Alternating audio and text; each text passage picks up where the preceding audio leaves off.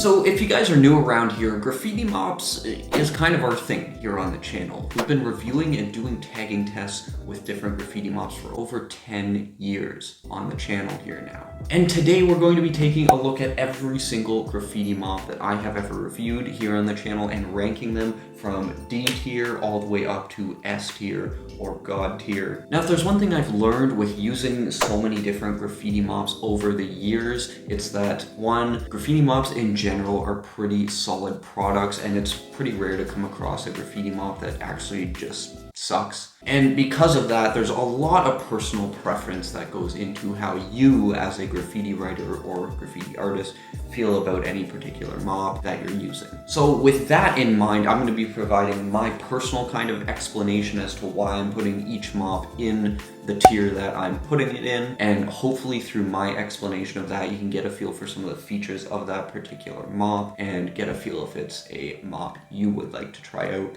or not. So let's get into it. So obviously we've got tons of mops to go through here, so each one's going to be fairly quick in terms of just a mention and, you know, the reasoning behind it. But if you do want to see like a full tagging test, an in-depth review, we have done videos of all of those. So what I'm doing is I'm linking the playlist in the corner of all the mop reviews we have done. You can click on it, open it in a new tab, and if you see one here that you want to check out more, you can go over to that playlist. I guarantee you it's in there, and you can see some tags and learn everything you want to know about that mop.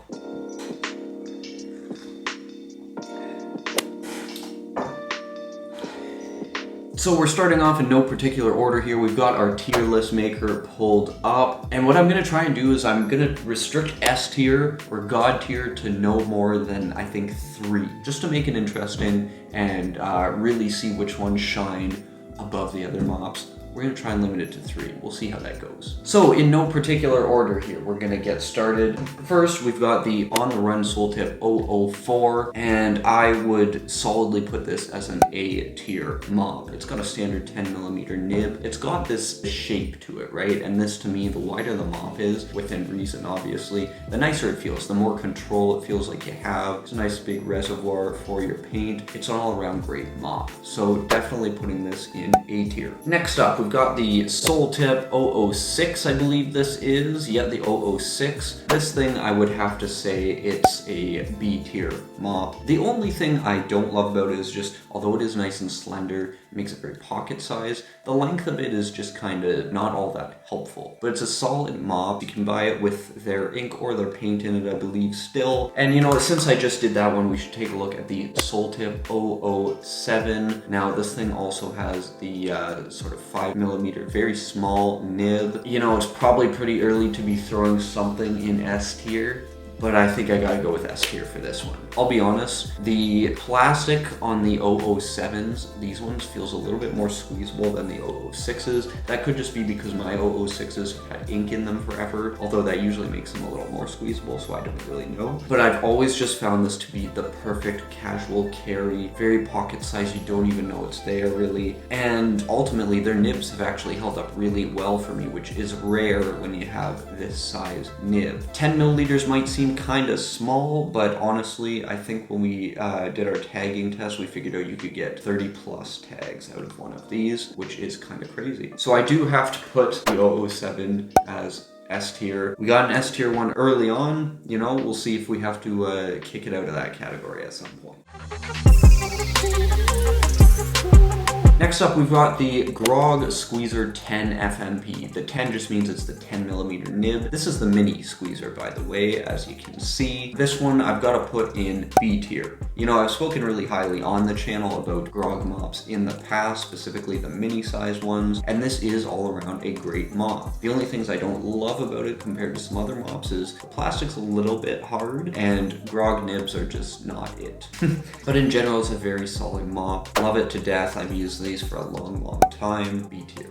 And sticking with that, the Grog Squeezer 20, this is the 20mm nib FMP. Believe it or not, the 20mm nib only comes in the mini size of the Grog. Similarly, I do have to put this in B tier, almost an A tier, I would say. Again, the plastic's a little bit hard. I just find the 20mm a really nice size to have a mini mop version of. It's very hard to find another mop brand that has a 20mm nib in a mini reservoir size. So solid B tier for this. You know what? We can bump it up to A tier. Honestly, I love this thing to death. And you know what? We might as well do the other Grog mini mop here, the 5 FMP, the 5mm nib. This one in particular, I do have to say, it's gotta go B tier. B tier at the highest, honestly. The mop itself is great. I don't know why, if it's just mine specifically. I just have the one of these. I have a few of the other Grog mini ones, but I find this one a little bit more squeezable than the other sizes. And you know what? The body, I think, is slightly more narrow. The thing with the 5mm nibs in particular, and this is across graffiti brands, they just tear more easily and they get worn out. I think it's because the little bit in the middle, which you can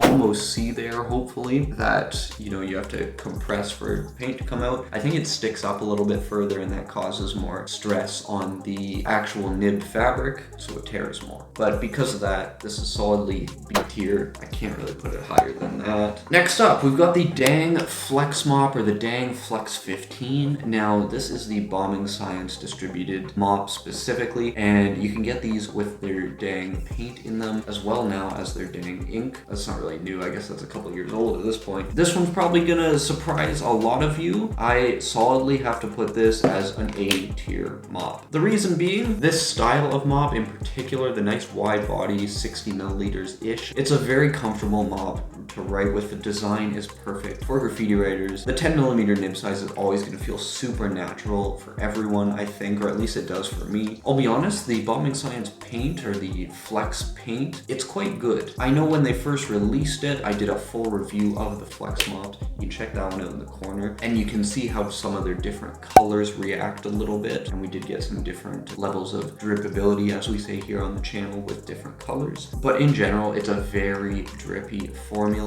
and it holds up really well in most of the colors. So honestly, solid A tier mop, the Dang Mop. And no, I don't get any commission for saying that, unfortunately. Next up, we're gonna talk about a discontinued kind of gem. There's a couple mops in here that are no longer available that you might want to be here for, just because it's a cool look into the rise and fall of some small graffiti brands. Basically, not that Ironlak and their Ironlak Uzis are from a small brand, but the Ironlak Uzis were around for not too long, really. This mop in particular, I do have to give it, I don't know, this is kind of hard.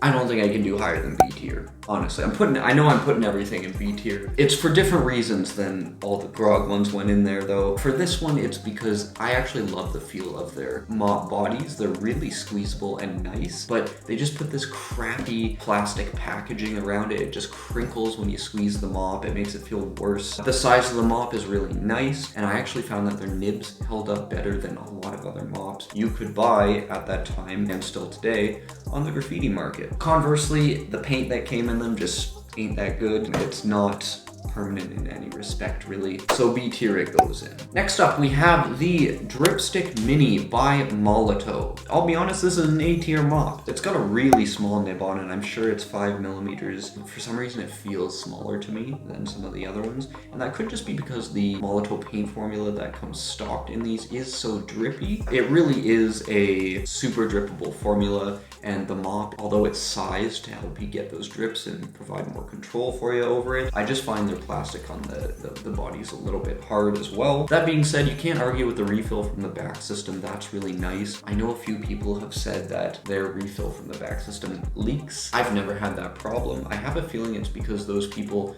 tend to write and squeeze the marker kind of from the bottom like this. But for me personally, A tier mop. They're a little bit pricey, but in terms of their performance, A tier for sure. Next up, we have the OTR Superflow 008. Now this is one of the OTR ones where they tried the nylon nib out, so I don't know if you can see that, But the results of this test that we did with, you know, this sort of different style mop, you can see that in the video in the corner there if you want to check them out. I don't know if you guys will be surprised or not, but this to me is a D tier mop. It's just bad. I don't know why they would have made something so super flowy like this, and you know, the nib is made to promote that flow as well. And then they went ahead and used just the worst, hardest plastic body for the mop that I've ever seen. It's just makes no sense. But they really missed the mark with that, and although the nylon nib gives it a bit of a different effect, it doesn't really add any value to me. So OTR 008 Superflow D tier mop. Sorry guys. And you know what, we might as well do the 009 Superflow as well. Exact same story with it. The only thing I like a little bit better is the body shape compared to this one, but it's the same crappy plastic, same nylon nib that nobody asked for, so it's gotta go D tier. Next up, we have probably a controversial one here, the Uni Posca Mop R. Now these came out 2-3 years ago at this point, and you know what? This design for the mop body is not new by any means. It's actually a very old mop body design. It's always been a little bit hard in the last decade at least to find mops in this particular style, but it does just have a standard, you know, 15mm nib on there. I say standard only in the size. The actual nib itself sucks. It's a sponge tip nib, very low quality, and although the mop itself is passable in terms of the mop body and the squeezability, this thing is going straight into C tier. The mop nib itself sucks. It will tear with minimal use on a smooth surface. The plastic wrapping around the body, not a fan of it, and the paint itself, not permanent at all. So it is a cool kind of mop design and whatnot, but they really missed the mark in terms of like what graffiti artists are actually looking for, and I don't think they ever cared what graffiti artists were looking for. I made kind of a full argument supporting that in our video reviewing the Posca Mop R. It's a good one to check out. Next up, the Soul Tip 003. Now, this might surprise a lot of you. This is going straight into S tier for me. It is the most squeezable mop I have ever seen. I know I described it in the review video of it as more like a sack full of paint than a graffiti mop, and that's really what it is. The nib itself is like a mohair nib too, which is a little bit better than the cotton nibs in terms of durability. 18mm round tip is what they're calling the nib, 90ml reservoir for the paint. You can do nice big tags with this thing, and you can get lots of drips with it. I just find the OTR paint as well, it's a little bit thicker, so you do get those solid lines if you need them, especially with the mohair nib. It's got those longer hairs on it, so you can get a bit more control out of the mop in terms of the flow regulation. The only thing is, don't let it sit for too long because the nib will dry out, especially if you have paint in it and not an ink. So that's what happened to this one. That's why I haven't been able to use it for quite a while. But this to me is a beautiful, beautiful mop. It's going straight into S tier with the 007. And I guess I should say right now, everyone's gonna have their very particular opinions about which mop should be in the S tier class and probably the D tier class. That's totally fine, and in fact, help everyone out. You're perfectly welcome to leave your list of where each of these mops, or just any of the mops in particular, go on your personal tier list and why. It's always good to hear things from a different perspective other than mine, and it helps as well. Next up, we have the block by block 2-ounce mop. For this mop, it's solidly, to me, an A tier mop. The mop body itself, very, very standard, especially with this design, and I never had any problems with the nibs. You know, it's a normal nib. It will tear if you're using it on a rough surface. That being said, the ink in these mops is actually something special. I have to insist on that. And if you don't believe me, we did a video a while ago taking a look at how long every paint and ink formula I have used lasts in outdoor weather. I used to have a testing surface that was basically an old wheelbarrow, and I just threw a tag with like everything up on there. And if you want to see exactly how long the tags I had done with this had been on that particular surface in an outdoor environment, take a guess at how many years. We're talking years here for an ink. It's very rare, but I would check that out if you want to see, because I solidly think that this is a tier product. Next up, This one, no matter where I put this, no one's gonna be happy. It's the Krink K60. Everyone knows Krink. Everyone knows they charge a lot of money for very standard graffiti products. That being said, in essence, this is a very standard graffiti product, but I do have to say they kind of did everything right with it. I've always found the nibs on the K60s in particular to be quite durable compared to some other nibs, and their mop bodies feel totally fine. They're squeezable. I love this shape to write with. So although I hate the price of Krink products and I don't really suggest you pay the prices for them, the actual mop itself is an A-tier mop. There's not really anything wrong with it, and the paint formula that comes in the Krink K60s is really solid. It's a nice thick formula. If you're like me and you like the thick paint formula, you will like this mop. You'll like using it at least. So whether you love it or hate it, the mop itself has got to go A-tier on here. Next up, we just have a standard shoe polish mop. Now this one is not like a branded one or anything. I just thought it was important to include a shoe polish mop in here. And you know what? The shoe polish mops in general are a kind of lost art in graffiti, I feel. I love this thing, I really do. I love how the shoe polish mops write. I love how the sponge lines look on them. You obviously have to be really careful with the sponge tip. It'll get caught on everything, so use it on smooth surfaces. That being said, this belongs nowhere else besides A-tier. Although this body in particular is a very hard one, they're set up to be squeezed. It's a very good shape for that, and I've never had a problem with these. A-tier for me. Now you have the block by block. I believe they just call this the half-ounce mop, but basically it's a solid body mop with a standard 10mm nib. Any of you guys who are familiar with the Toxic Shocker from Art Primo, it's the same thing basically. This is a weird mop in my opinion. You do get that pretty constant flow even with it being a solid body mop, but it's just kind of strange to me. It doesn't really fit into any particular kind of graffiti tagging, and because of that, I think I don't know if we put anything in C tier yet, I guess, but I do have to put this in C tier. It's a little bit lackluster for me. Originally this one came with yellow ink in it. I did find the yellow ink to be significantly worse than the white ink by Block, so even in that regard, C tier. Now another one from the archives that is extinct now, the OTR Street Polisher. Now this is the 30mm version. I believe they had like a 90mm version they sold at the time as well, and it just came with an OTR ink in it. I believe it was an alcohol-based ink. Yep, it was. And this is another shoe polish mop. It's a cool idea having like a more pocket-sized shoe polish mop, but they screwed this up.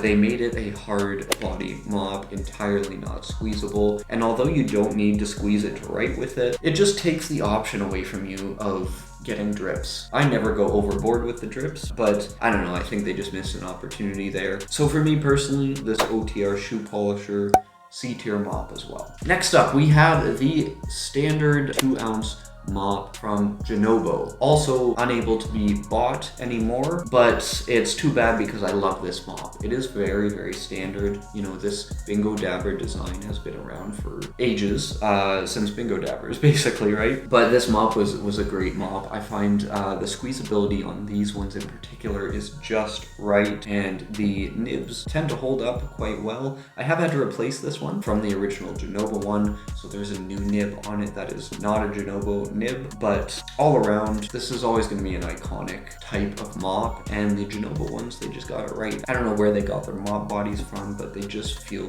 good. It's a very slender design, again, a little bit easier to carry with you, which is nice, and because of that, I think I'd have to put it in B tier. And next up we have the molotow drip stick. It's the 860 DS. Now this one comes with a standard 10mm nib, massive marker body, and it's got the refill from the back. Now I know we put this one way up there in A tier, I believe.